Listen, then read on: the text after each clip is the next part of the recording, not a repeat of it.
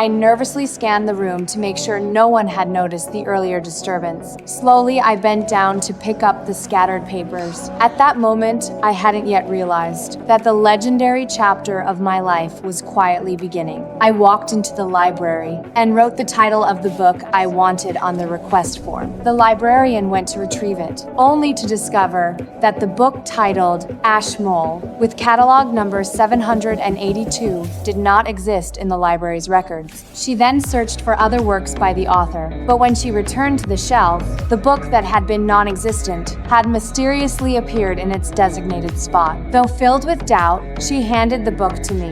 This book seemed sealed away for millennia, its surface covered in a thick layer of dust. The instant I opened its pages, a bone-chilling wind suddenly swept toward me. I turned to the first page, only to find 4 entire pages missing. The book contained no text, only eerie, ancient illustrations. As I struggled to comprehend this, the library lights began flickering violently. The next second, the entire building plunged into darkness. After a moment's hesitation, I summoned my courage and turned to the second page. Under the faint emergency lighting, blurred letters slowly emerged on the page. I tried shining the light directly onto the book. The words began to gradually appear. Instinctively, I flipped back to the first page. The once blank paper was now covered in writhing text. The next second, those letters seemed to come alive. Crawling off the page, they surged along my fingertips into my body. Terrified,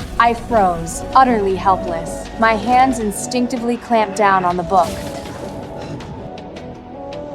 At that very moment, the crows on the roof scattered in panic. Stunned, I scanned my surroundings. I slammed the book shut. The instant it closed, all the lights flickered back on. Forcing calm, I returned the book to the librarian, and that book vanished mysteriously just as before. As I stepped outside in confusion, I accidentally bumped into someone. When I snapped back to reality, it was my father who had passed away years ago. But when I blinked and looked again, there was no one there. Everything that had just happened was witnessed by a mysterious figure who had just arrived as a vampire. He had spent centuries searching for the Book of Life, yet had always come up empty-handed. And now, because of me, the book had revealed itself. From that moment on, he focused his attention on me, beginning to observe my every move in the darkness.